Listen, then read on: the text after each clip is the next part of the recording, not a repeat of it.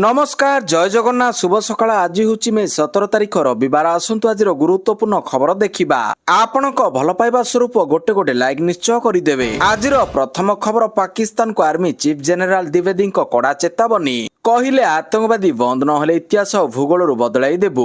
पहलगाम आतंकवादी आक्रमण पर भारत और पाकिस्तान मध्य संपर्क पुणी बिगिड़ी जाइछि। भारत ऑपरेशन सिंदूर माध्यम विश्व को बड़ वार्ता देइथिला जे देश जे कौनसी पदक्षेप नेबाकू प्रस्तुत। पाकिस्तान एभली कार्यकलाप नहीं भारतीय सेना मुख्य जनरल उपेंद्र द्विवेदी कड़ा चेतावनी दे कहते पाकिस्तान आतंकवादी कार्यकलाप बंद न कले देशर इतिहास और भूगोल बदली जीवार आशंका रही। एक कार्यक्रम सेना मुख्य को पाकिस्तान कार्यकलाप नहीं प्रश्न कर से भली कड़ा आभिमुख्य प्रदर्शन करिसेंती। परवर्ती खबर तेल संकट स्थिति सुधार पर रविवार खोला रहिबो डिप। कला बजारी को प्रोत्साहन दियाजिबो नाही। सोमवार सुधा स्थिति स्वाभाविक। राज्य में सोमवार संध्या सुधा स्थिति स्वाभाविक हेबो। उत्कल पेट्रोलियम डीलर संघ संपादक संजय लाट सूचना देइछंती। स्थिति रे सुधार पर रविवार मध्य खोला रहिबो डिप। रविवार संध्या सुधा स्थिति रे सुधार आसीबो बोली संजय लाट कहते राज्य में तेल संकट नहीं बसिथिबा गुरुत्वपूर्ण बैठक में पेट्रोल और डीजेल सप्लाई बाबद आलोचना हैला।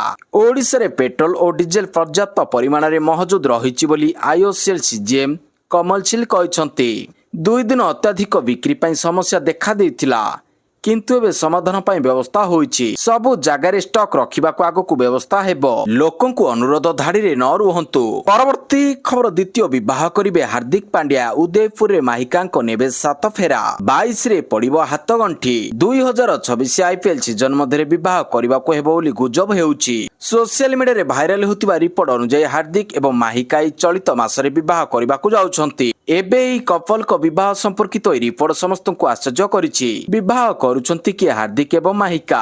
सोशल मीडिया पोस्ट गुड़िक द्रुत गति रे प्रसारित हेउछि जे भारतीय क्रिकेट दलर स्टार ऑलराउंडर हार्दिक पांड्या एही मास अर्थात मे 22 तारिख रे उदयपुर रे माहिका शर्मा को विवाह करबा को जाउछंती। परवर्ती खबर नेदरलैंड रे प्रवासी भारतीयों को पीएम मोदी को संबोधन। प्रधानमंत्री नरेंद्र मोदी शनिवार नेदरलैंड रे हेग शहर रे प्रवासी भारतीयों को संबोधन करिसंती। पीएम मोदी कहिसंती आज एठारे जो उत्साह देखिबा को मिलिछि तेतिरु लागुछि जेपरि भारत रे कौनसी उत्सव चलिछि। एही अवसर रे से भारतर 4 बड़ लक्ष्य उपरे कहिसंती। यह पूर्व लोकों को जोरदार ताली एवं नारा मध्य प्रधानमंत्री नरेंद्र मोदी हेग रे आयोजित कार्यक्रम मध्य पहुंची। से कहिसंती अनेक समस्या शेष होईछि किंतु भारतर विविध संस्कृति आज मध्य लोकों को हृदय रे रहिछि। परवर्ती खबर तमिलनाडु राजनीति एक नुआ जुगर आरंभ होईछि। अभिनेतारू नेता होइतिबा थलपति विजय नेतृत्व में गठित तामिलागा भेट्री काझागम सरकार 10 मंत्री को विभाग बंटन करा जायछि। अभिनेतारू नेता होइतिबा थलपति विजय नेतृत्व में गठित तामिलगा भेट्री काझागम सरकार 10 मंत्री को विभाग बंटन करा जायछि। मुख्यमंत्री विजय निज पाखरे गुरुत्वपूर्ण गृह एवं पुलिस विभाग रखिछंती। परवर्ती खबर आगामी 5 दिन झड़ वर्षा। अंडमान छुईला मौसुमी वायु। पानीपाग विभाग देला खुशी खबर। अंडमान छुईला मौसुमी वायु खूब शीघ्र बदलिब पाग। दक्षिण पश्चिम मौसुमी वायु दक्षिण पूर्व अरब सागर किछि अंचल दक्षिण पश्चिम एवं दक्षिण पूर्व बंगोपसागर अंडमान सागर बहु अंचल समग्र निकोबर द्वीपपुंज एवं श्री विजयपुरम सह अंडमान द्वीपपुंजर किछि अंचल को अग्रसर होइतिबा बेले केरल रे आसंता 26 तारिख बेलକୁ मौसुमी प्रवेश करिपारे कारण वर्तमान सामुद्रिक तापमात्रा अधिक रहुछि। जदिओ ई आकलन 4 दिन आग पछ होई पारे साधारणतः मौसुमी केरल छुईबार स्वाभाविक समय जून पहिला।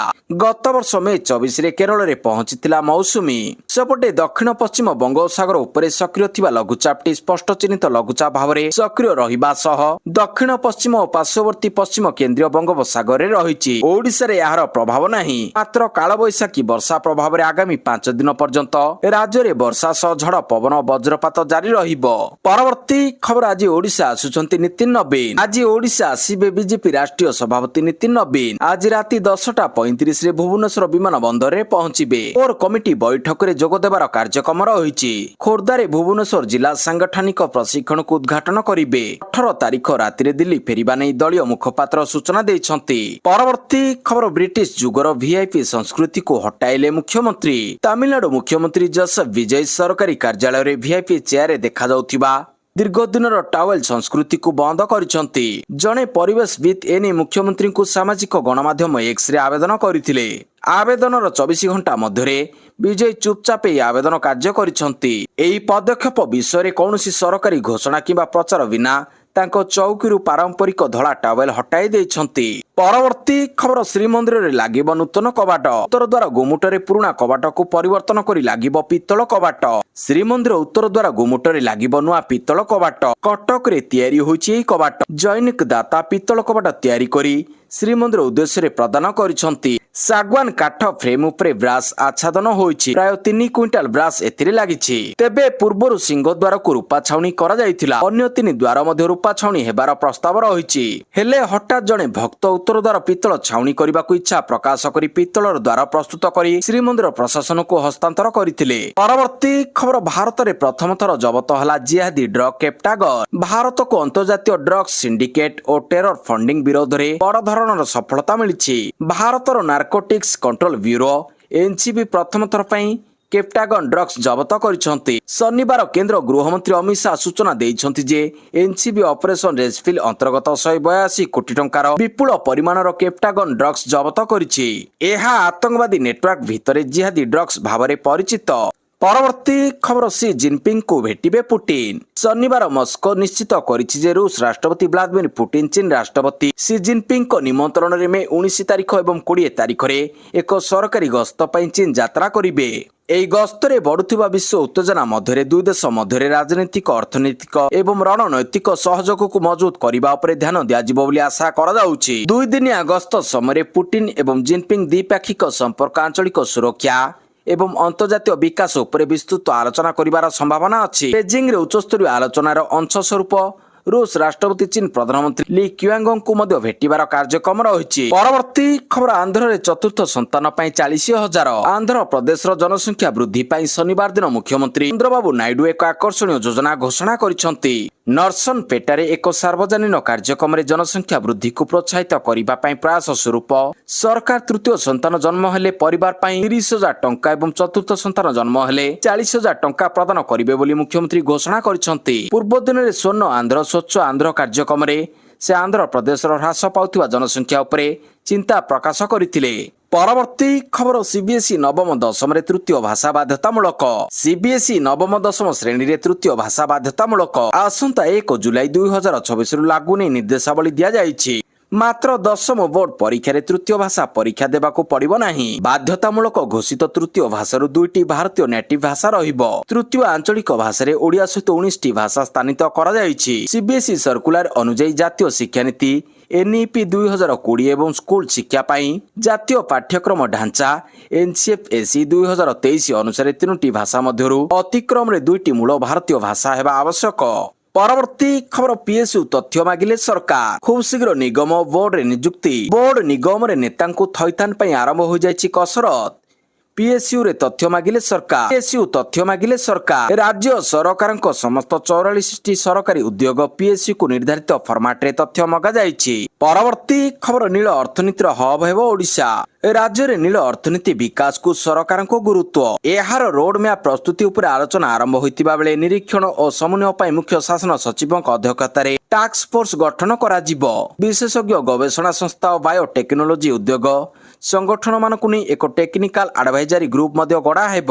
ସମନ୍ୱିତ ଯୋଜନା ଭାଗିଦାରୀ ଧୈର୍ଯ୍ୟ ଲକ୍ଷ୍ୟ ନେଇ ନୀଳ ଅର୍ଥନୀତି ରୋଡ୍ ମ୍ୟାପ୍ ପ୍ରସ୍ତୁତ କରିବା ପାଇଁ ମୁଖ୍ୟ ଶାସନ ସଚିବ ଅନୁ ଗର୍ଗ ପରାମର୍ଶ ଦେଇଛନ୍ତି। ପରବର୍ତ୍ତୀ ଖବର ଓଏମ୍ସି ଖଣି ଅଞ୍ଚଳବାସୀଙ୍କ ଜୀବନଶୈଳୀରେ ସକାରାତ୍ମକ ପରିବର୍ତ୍ତନ ଆଣିଛି କହିଲେ ମୁଖ୍ୟମନ୍ତ୍ରୀ। ଓଡ଼ିଶାର ଅର୍ଥନୈତିକ ବିକାଶର ପ୍ରମୁଖ ସ୍ତମ୍ଭ ଓଏମ୍ସି ବର୍ତ୍ତମାନ ବିଶ୍ୱ ବଜାରରେ ଲୁହା ପଥର ବକ୍ସାଇଟ୍ କ୍ରୋମାଇଡ୍ ଭଳି କଞ୍ଚାମାଲ ଚାହିଦା ଦ୍ରୁତ ଗତିରେ ବୃଦ୍ଧି ପାଇବାରେ ଲାଗିଛି। ଏହି ପରିପ୍ରେକ୍ଷୀରେ ଓଡ଼ିଶା ଖଣି ନିଗମ ଏହି ବର୍ଦ୍ଧିତ ଚାହିଦାକୁ ନିରନ୍ତର ଭାବରେ ପୂରଣ କରିବା ସହିତ ରାଜ୍ୟର ଶିଳ୍ପାୟନ ଓ ଅର୍ଥନୈତିକ ବିକାଶ ଦିଗରେ ଗୁରୁତ୍ୱପୂର୍ଣ୍ଣ ଭୂମିକା ଗ୍ରହଣ କରୁଛି। ଶନିବାର ଓଡ଼ିଶା ଖଣି ନିଗମର 71ତମ ପ୍ରତିଷ୍ଠା ଦିବସ ଅବସରରେ ମୁଖ୍ୟ ଅତିଥି ଭାବରେ ମୁଖ୍ୟମନ୍ତ୍ରୀ ମୋହନ ଚରଣ ମାଝୀ ଯୋଗଦେଇ ଏପରି କହିଛନ୍ତି। ପରବର୍ତ୍ତୀ ଖବର ରିଷଭ ପନ୍ତଙ୍କ ଉପରେ ଜରିମାନା। ଲକ୍ଷ୍ନୌର ଭାରତ ରତ୍ନ ଶ୍ରୀ ଅଟଳ ବିହାରୀ ବାଜପେୟୀ ଏକେନା କ୍ରିକେଟ ଷ୍ଟାଡିୟମରେ ଚେନ୍ନାଇ ସୁପର କିଙ୍ଗସ୍ ସିଏସ୍କେ ବିପକ୍ଷରେ Tata Indian premier league IPL 2026ର 59 ନମ୍ବର ମ୍ୟାଚ୍ ସମୟରେ ଲକ୍ଷ୍ନୌ ସୁପର ଜାୟାଣ୍ଟସ୍ ଏଲ୍ଏସ୍ଜି ଅଧିନାୟକ ରିଷଭ ପନ୍ତଙ୍କ ଦଳ ଧୀର ଓଭର ରେଟ୍ ବଜାୟ ରଖିଥିବାରୁ ତାଙ୍କୁ ଜରିମାନା କରାଯାଇଛି। ଆଇପିଏଲ୍ ଆଚରଣ ସଂହିତାର ଧାରା ଅନୁଯାୟୀ ଏଲ୍ଏସ୍ଜି ସିଜନର ପ୍ରଥମ ଅପରାଧ ଯାହା ସର୍ବନିମ୍ନ ଓଭର ରେଟ୍ ଉଲ୍ଲଂଘନ ସହିତ ଜଡ଼ିତ। ଫଳସ୍ୱରୂପ ପନ୍ତଙ୍କୁ 12 ଲକ୍ଷ ଟଙ୍କା ଜରିମାନା କରାଯାଇଛି। ଏଲ୍ଏସ୍ଜି 7 ୱିକେଟରେ ସିଏସ୍କେକୁ ପରାସ୍ତ କରି କାଲି ପେନାଲ୍ଟି ସତ୍ତ୍ୱେ ଏଲ୍ଏସ୍ଜି ସିଏସ୍କେ ବିପକ୍ଷ 7 ୱିକେଟରେ ଏକ ପ୍ରଭାବଶାଳୀ ବିଜୟ ହାସଲ କରିଛି। ପରବର୍ତ୍ତୀ ଖବର 28 ଦିନରେ 733 ନିଶା ବେପାରୀ ଗିରଫ। ଜମ୍ମୁ ଏବଂ କାଶ୍ମୀର ନିଶା କାରବାର ବନ୍ଦ କରିବା ପାଇଁ 100 ଦିନିଆ ଅଭିଯାନ ଆରମ୍ଭ ହୋଇସାରିଛି। ବିଗତ 28 ଦିନରେ ଜମ୍ମୁ ଏବଂ କାଶ୍ମୀର ନିଶା କାରବାର ସହିତ ଜଡ଼ିତ 733 ଜଣଙ୍କୁ ଗିରଫ କରାଯାଇଛି ଏବଂ 47 ଜଣ ଅଭିଯୁକ୍ତଙ୍କ ଘର ଉପରେ ବୁଲଡୋଜର ବୁଲାଯାଇଛି। ଏହା ସହ ଅପରାଧୀଙ୍କ ଗତିବିଧିକୁ ରୋକିବା ପାଇଁ 373ଟି ଡ୍ରାଇଭିଂ ଲାଇସେନ୍ସକୁ ରଦ୍ଦ କରାଯାଇଛି। ଆଉ ନିୟମ ଉଲ୍ଲଂଘନ କରିଥିବାରୁ 114ଟି କେମିଷ୍ଟ୍ରି ଦୋକାନର ଲାଇସେନ୍ସକୁ ମଧ୍ୟ ରଦ୍ଦ କରାଯାଇଛି। ପରବର୍ତ୍ତୀ ଖବର କେନ୍ଦ୍ର ଶିକ୍ଷାମନ୍ତ୍ରୀ ତୁରନ୍ତ ଇସ୍ତଫା ଦିଅନ୍ତୁ କହିଲେ ମଲ୍ଲିକାର୍ଜୁନ ଖଡ୍ଗେ। ମୋଦି ସରକାରରେ ଅମୃତ କାଳ ନିଯୁକ୍ତି ପରୀକ୍ଷା ଦେଉଥିବା ଛାତ୍ରଛାତ୍ରୀଙ୍କ ପାଇଁ ମୃତ କାଳ ସାବ୍ୟସ୍ତ ହେଉଛି। ଖବର ଅନୁଯାୟୀ ଅନେକ ଛାତ୍ରଛାତ୍ରୀ ନିଟ୍ ପେପର ଲିକ୍ର ଆଘାତ ଯୋଗୁଁ ହତ୍ୟା କରିଛନ୍ତି।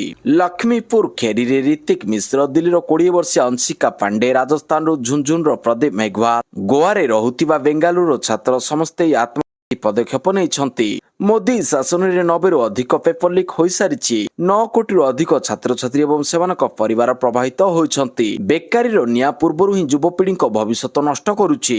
ପରବର୍ତ୍ତୀ ଖବର ପୋଷ୍ଟିଂ ଅର୍ଡର ବିଳମ୍ବ, ଆଦାୟ ହେବ ବେତନ।